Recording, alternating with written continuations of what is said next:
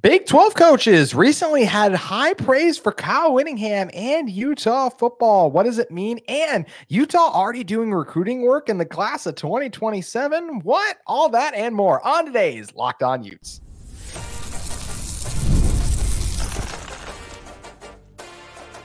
You are Locked On Utes, your daily podcast on the Utah Utes. Part of the Locked On Podcast Network, your team every day.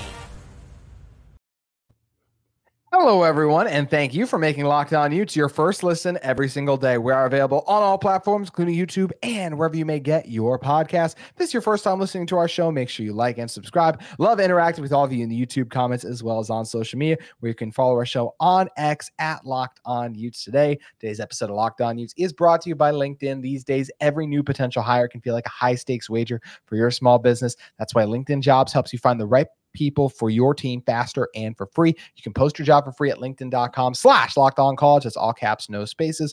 Locked On College terms and conditions do apply. My name is JT Wistricll, former intern inside the University of Utah Athletic Department. Excited to be joined on today's show by Ryan McDonald of the DeseretNews.com. And Ryan, we can talk all the praise and heap all of the accolades on Utah football we want, but it's always going to mean more when it comes from Kyle Whittingham's peers, the other coaches, the guys that compete against this Utah team. And some of the Big 12 coaches were recently asked to talk about Utah a little bit, as Athlon Sports recently published a piece. It was actually a friend of the show, Elijah Grayson Mary, who ended up putting it out. And this is a quote from that piece that he attained when asking one of the coaches in the conference, who wanted to remain anonymous, of course. He said, if you had to pick one program coming from the Pac-12 as a legit contender, it's definitely these guys day one. They're replacing a lot of guys in the wide receiver group and secondary, but the system and culture there is so steady. That is the key to me. System and culture. Doesn't matter who's been there for Utah the last several years, even last year, right?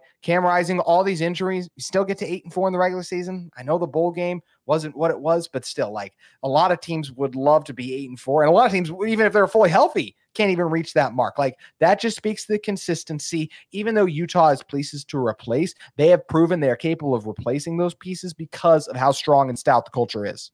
Yeah. When you read that quote, specifically the word culture is what stuck out to me, even more than system. I think that's what it said, right? It was system and culture. Yeah.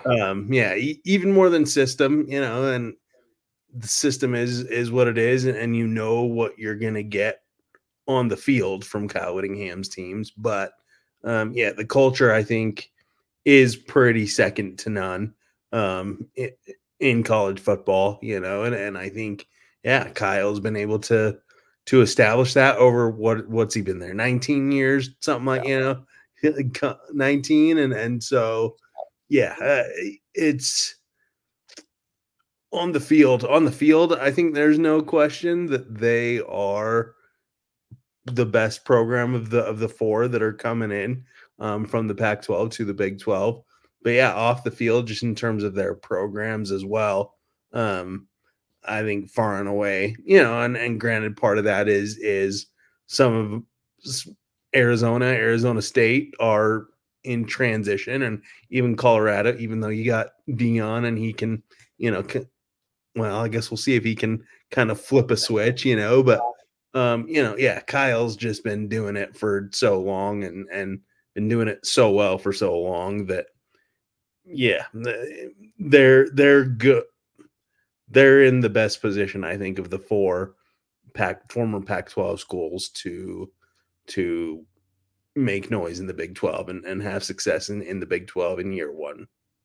Yeah, I mean, I could do a video on this the other day. I mean, when I think of Big 12 football programs based on recent success, I think of Utah and Oklahoma State. And some people will say, well, TCU made the national championship game. Yes, and then they failed to make a bowl game last year. So, like, that has to be, I mean, are we going to really go from that drastic end to the spectrum? And I know I was devaluing Utah's game, but that's just kind of a mark of a program. If you can, like, getting to a bowl game, that's a pretty big thing versus once you actually get there, when all the guys opt out, that's pretty different than being at full strength and failing to even get above or to 500. Like, that's what we're talking about there. So I think Utah and Oklahoma State, if you look at recent success, clearly the class. And obviously I'm not the only one too, because if you go back to the piece that Elijah Grayson Murray put out on Fan Nation All Utes, he just talked about the anonymous comments from the coach. They're coming from a conference where they built a brand by bullying finesse offenses. Absolutely love that. And creating that crazy home environment. That's a big part of the reason we talk about Utah being really good right away. They're physical. And when you're physical in football, that's a pretty good thing. We saw USC last year, not physical, struggle because of their deficiencies in the trenches. That's not a problem when you play a Utah team. And it's also, this is what it takes to beat Utah at home since 2018. A Heisman caliber quarterback with a team that made the Pac-12 championship game, was one win away from the college football, and that Utah team not having their starting quarterback and several other injuries. You can say whatever you want about Utah football. That's a fact. That's the only team that's beaten Utah at home since 2018. So it's why when I look at this Utah home schedule this fall, with the lone toughest game being Arizona, who even you already mentioned because of Coach Fish leaving to Washington, is in transit, that on top of the environment there and the physical style, it's just another reason to think that Utah is in a really good position to win the Big 12 this fall. Yeah. I mean, I think when it comes to the home games, you can, just like you said, you can pretty well pencil in. Yeah. Utah's probably going to go undefeated, barring something wild. It's the schedule on paper. Like when we look at these matchups, I'm not trying to shade any of these schools, but none of these teams will be favored when they come to Utah, and I don't expect them to beat Utah. Right. So you'd say, all right, Utah go undefeated at home. And then you look at the road games and obviously the road playing on the road's different than playing at home. But yeah, I think there's no reason to believe that Utah can't be. I phrased that correctly. Utah will be. There's no reason to think Utah won't be among the best teams in the Big 12. I mean, just based on how good they are, the players they have coming back. And I think it's fair to say that there maybe are some Big 12 programs who have some questions about them, which that's going to happen every year though. And right now, at least Utah is, I don't think, one of those teams that has a whole lot of questions about them. So yeah, I think I said it on this show recently. I maintain that I think I would consider it a disappointing season for Utah if they're not right in the mix for a college football playoff berth. I agree. I mean, it's one thing to me if Utah finishes like they just miss out on they lose in the Big 12 championship game to go from 11-1 to like 11-2 or like something like that, like where it's like a loss in the conference. Like that's where it's like, is it debatable? Is it a disappointment? But like if they don't make the conference championship game, then it's no debate. Like it's absolutely a disappointment. And if someone wanted to say it's a disappointment if they just don't win the conference straight up, I got no issue with that either. So that's what's going to make this really interesting. Last thing I want to read just from the report before we move on to it in our next topic, because I talk about all the time how obviously this team was better than their record because of injuries. That's exactly what the anonymous coach said. A quote from the article again: this team was way better than the record in 23 when you factor in injuries, especially on offense. And I think there's a lot of people who look at some numbers and things and be like, oh, Utah was this and Utah was that last year. It's like, look at the context. It's not excuses to me about some of the reasons Utah didn't fail. It's the context of the matter. And I'm excited to see what this Utah team can do this fall. But you know what's great about Utah is they're not just focused on this fall. Sure, that's their main priority, but no successful football program can put all of their eggs in one basket. You have to be recruiting and looking ahead to the future.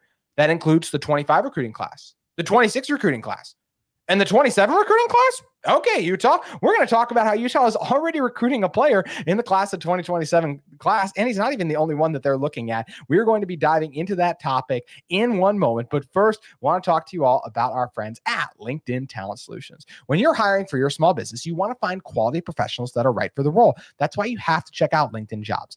LinkedIn Jobs has the tools to help you find the right professionals for your team faster and for free. LinkedIn isn't just another job board. They help you hire professionals you can't find anywhere else, even those who aren't actively searching for a new job but might be open to the perfect role in a given month. Over 70% of LinkedIn users don't visit other leading job sites. So if you're not looking on LinkedIn, you're looking in the wrong place. On LinkedIn, 86% of small businesses get a qualified candidate within 24 hours. Hire professionals like a professional on LinkedIn. And LinkedIn, they know that small businesses are wearing all of those hats and that they just might not have the time and resources to hire. That's why they're constantly finding ways to make the process even easier. They even just launched a feature that helps you write job descriptions, making the process quicker.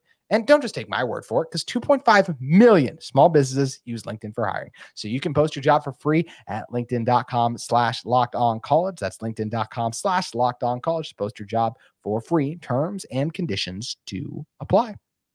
All right, Ryan, we mentioned it. Utah stays ahead in the recruiting game, and that can even include guys who just wrapped up their freshman season. That's right. We're talking about a player in the class of 2027 who Utah offered in Judah Hart Lancaster. This is a guy from Arizona, 6'4", 200 pounds. He's an athlete, but right now 24/7 projects him as a tight end. And it's hard not like with guy when you are a freshman, it's all about tools to me. Like and potential. What can you become? And when you turn on Lancaster's tape, it's easy to see why Utah's fired up about this guy. His ability to already create separation as a freshman is phenomenal. Long, lengthy at 6'4", and with room to grow.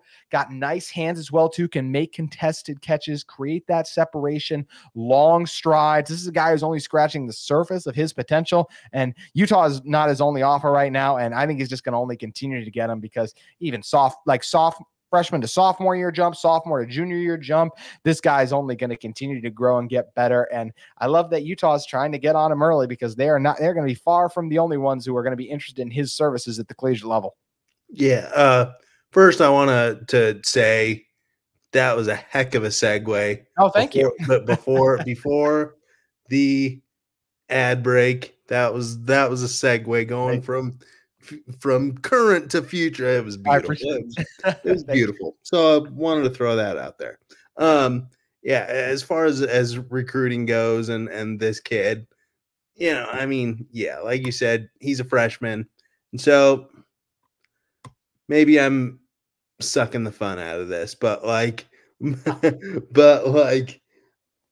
don't know. It's like he's 4 years away, 3-4 years away. It's, I guess 3 years away from graduating high school. So who knows? But as far as, his talent and ability and all that stuff, what I will say though is I do think it is generally speaking, I think it's a big deal to get on guys early, and especially for as good as Utah is, they're not the brand, of your couple of your SEC teams and Big Ten teams. They're not that brand, and so I think it's important that they're among the first to offer scholarships and all that to top kids. Who knows? I don't know. This kid. We'll see where he ends up in terms of like his national ranking and all that, 3 years from now. But I think the idea of getting on kids early, you talked and are like, oh, they're offering a kid in the class of 2027 already. I do think it's important that they get involved with kids early. Kids who are going to be good because I think that those relationships can matter. Obviously there's a lot of different factors that go into why a certain prospect, a certain high school kid chooses a school, but I think relationships with coaches is a really big deal, and the earlier you can get going on that, I think the better for sure. I think you're absolutely right when you talk about just getting in and making that connection early, because Utah is a good brand, but when LSU walks in the room and they can say we've won a national championship, I don't have insider information on this, but like, I would just be very surprised if the Utah NIL collective was higher than the LSU NIL collective as well, just because of what the LSU brand is nationally. Like, so those things are important to get in early. And look, just those, I mean, relationships are big in recruiting, especially parents. I mean, they play a role in these decisions a lot of time. And obviously they're going to want their son to go play for a program that has shown a personal investment in them and a belief in them early, not just who's going to offer them the biggest check, which for some recruits, that's just a matter of the world we live in now. That will be the main priority. But a lot of parents, I got to believe, appreciate, and players as well, are like, this guy, these coaches, this school believed in me early on. And I appreciate that. Like, they've always seen something in me. And I do think that's really important here. And once again, I just think it's always big whenever you see talent and you identify it, like, this is a guy, I mean, Cal's already offered him as well. And they're, like I said, far from the only one. Washington is another one that's offered him a scholarship, right? So, like, it's not like Utah is the first one to the party, but they're one of the earlier from some of the other ones that are coming up, because this is a guy who's only going to continue to rise in the recruiting rankings. Like, look at, class of 26 guys, Brock Harris, we've been talking about him, Bot Mulitalo, Sesi Moa, or I just butchered that name, but Helaman Kasuga. Like, there are all of these guys who are freshmen who burst onto the scene early, and Utah right away, those were in-state guys, so a little different here, but just get in early, making those conversations, making it know like, hey, we're fans of your game and we'd love to give you an opportunity to play at the next level. Being first is very valuable, or as close to first as you can get it to. And look, you always have to also stay ahead in recruiting, because yes, the transfer portal plays a big role in everything now, but it's nice to still have that base. You need some guys to rise through the program still. That last segment, we talked about culture. That comes from the guys who stay in your program and grow up in your program, not the guys you just bring in. They're the ones who have to buy into the culture that's established by the players that you are able to kind of rinse and repeat in a way, in terms of like, I got this defensive tackle who was with us for 4 years. Now I have this defensive tackle who's with us for 4 years, and understand what it means to succeed at Utah. And I think that's what Utah has been able to do, and it's why they've been successful. And it's important to keep that pipeline going. And the best way to get the best players is by getting ahead. Word. Yep. Yeah. No. And I think this might be happening less, in the age of NIL, for and transfer portal. Yeah. But I do think, I remember, this is going to make me sound really old, JT, but I started paying attention to recruiting about 9 years ago, which is wild, that it's been that long. But man, I'm feeling real old. I had Moose Bingham on the show yesterday talking about how when he left Utah football, and he said even that was like 15 years ago. So we got everyone feeling old on the pod this week, apparently, like that too. I mean, I could flash the hairline and I feel old. So I'm sure we all got something, right? I'm bald. Oh, my hair's a lot worse than I remembered when I just took my hat off. But no, I remember, that there's been a lot over the years. There's a lot of, this school was the first school to offer me. And I ended up getting, bigger offers as time went on. But this was the first school that believed in me, and the first one that believed in me enough to offer me. And so I want to stay loyal, to that program. And so, yeah, the earlier you can get in, I think the better, no question. Yeah, it's absolutely the best way to do it if you're Utah. So I like this move, staying ahead of the game early, and it's going to pay off big, it feels like, in the long run. Now, Utah basketball wasn't able to stay ahead because they lost a lot of their assistant coaches, and they weren't able to be choosers necessarily per se of like, oh, we'll bring this guy on and all the things like that. But sometimes you get lucky, and it actually feels like Craig Smith is putting together a pretty good group of assistant coaches with connections. And their latest one seems like a really nice ad this late in the game. We're going to talk about the newest addition to Craig Smith's men's basketball coaching staff at the University of Utah in one moment. But first, I want to talk to you all about one of the sponsors of today's episode of Locked On Utes, our fantastic friends at FanDuel. Right now, new customers get $200 in bonus bets with any winning $5 bet. because summertime is here, and that means baseball, the NBA finals, NHL finals, the Stanley Cup going on, and so much more. And you can bet on it all at FanDuel. That's $200. You can bet on everything from the finals MVP to who's going to hit one out of the park. You can visit FanDuel.com/lockedon. Add a big win to your summer bucket list. FanDuel, America's #1 sportsbook. The All-Star game is in sight in the MLB. So how are these teams going to be able to position themselves going into the break? Are they going to be able to pick up momentum going in before the break hits? Are they going to be ready for the break because they kind of just need a break from their team? If you're like a Mets fan and it's kind of the direction things like that are going in. I'm a Twins fan, so I'm feeling decent about where they're at right now. They've had some winning streaks and some losing streaks, so kind of all over the place early. Wherever your team is at, you can head over to FanDuel. If you think they're going to turn it around, or if you think they're going to keep losing too, head over to FanDuel today. FanDuel.com/lockedon. FanDuel, America's #1 sportsbook. Mentioned Utah was able to make a really good hire late in the game, and they were able to add Josh Eilert. And Josh is a guy who's been around basketball for a long time. He spent the last 17 seasons at West Virginia and most recently served as their interim head coach during the 23-24 season. Obviously, there was everything there with Coach Huggins that happened. And look, he came in and inherited a very difficult situation. Mountaineers didn't quite able to have the season they wanted to, but that's never easy with the transition and all the turmoil that was going on. So and look, Josh has helped that West Virginia program to immense success. So I think this is a really nice hire. And I'm honestly shocked he was available this late in the game, because this feels like one of the best assistant coaches out there when you look at his resume with what he did at West Virginia. Yeah. Honestly, I did a double take when I saw it. I was like, wait, did I hear that correctly? Because yeah, exactly.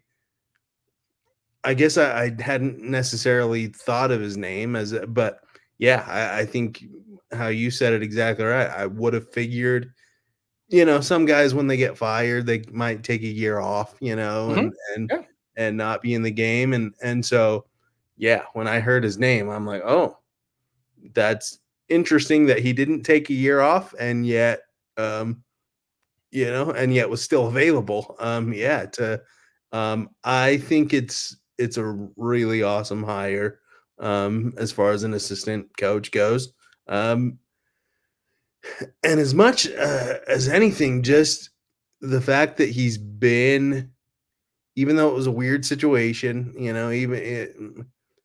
just the fact that he's been in that head coaching chair, for a season, I think gives him some insight and some expertise that maybe some guys who have just been in the number 2 chair, or the number 3 chair, haven't had, and so I think it's really awesome. I think another interesting thing about him is that he has been at West Virginia for basically his whole career. Really his whole career. He was a graduate assistant at Kansas State before that, but his whole real actual coaching career, he's been at West Virginia, and that just does not happen in college athletics. And it's not just a modern thing either. That's been the case for forever and ever. That's why we make such a big deal about Kyle Whittingham being at the head, at Utah for so long, is because it just doesn't happen. And so the fact that Utah was able to get just it seems like a really steady, really stable guy who also has the experience of being in the lead chair, I think is really awesome, especially at this stage in the game.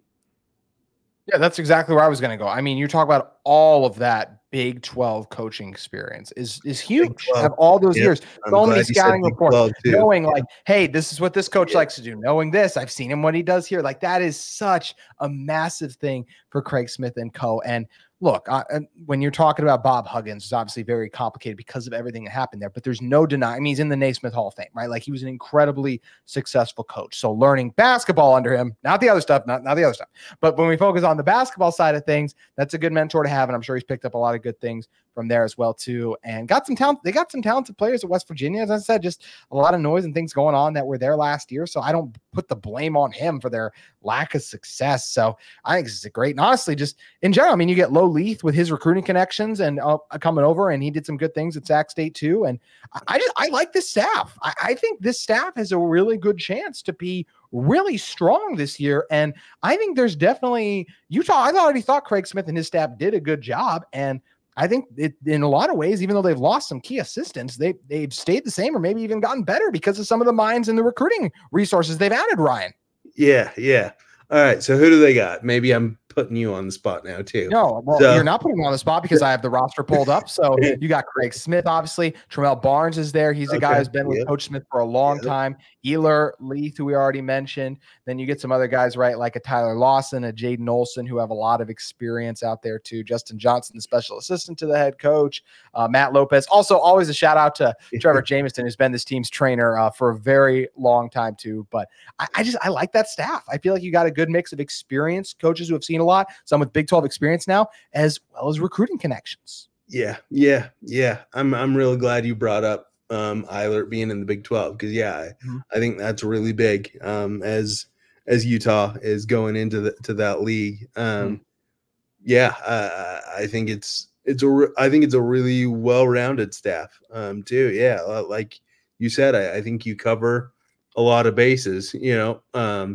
Eilert has kind of the Big 12 territory, or at least what has historically been the Big 12, and Lauren Leith has the West. It seems like he's got the West and California, and even though Utah is moving a little bit east, in terms of kind of where their conference is, I still think California is going to be a really important, place for them to recruit. And so, I think it's and I think you've got kind of a good mix of experience too, just guys who've been a lot of different places, done different things. So I think it's for losing Chris Burgess, and that's going to hurt in state for sure, losing Chris Burgess, but I think they've rebounded really well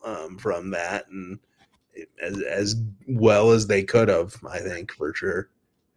I agree. Yeah, the Burgess losses, obviously, that's the crushing one there, but to pick up those recruiting connections, the Big 12 connections, feels like a good spot that, about as good of a spot for at one time as bleak of a future as we thought the men's basketball team has had. I still think they need a couple more additions in the transfer portal, but things are looking a lot better than they were at other points in the offseason for Craig Smith and co. entering what in many ways could be a make or break 24-25 season. So it's going to be interesting to see how it all plays out. And Ryan, if people are more interested in everything going on at the University of Utah or just sports talk in general with anything story related, where should they head over to?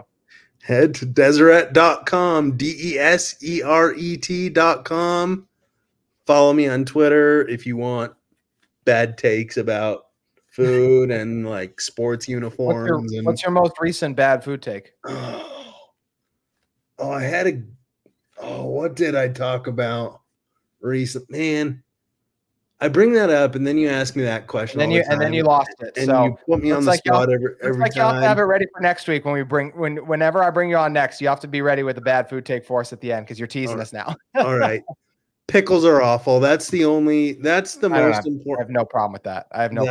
You guys can let us know in the comments if you have issues with that. I don't think pickles are bad, but I just know they're very divisive. Yeah, they're awful. Pickles and olives. Pickles and olives are the worst foods on this earth. I don't like olives much either, so I can get behind that. Just like I can always get behind having you on as a guest, Ryan. Thank you for taking the time. Thank you, sir. That's going to do it for today's edition of Locked On Utes. We'll be back with you with more Utah football and Utah athletics tomorrow. Look forward to seeing you then.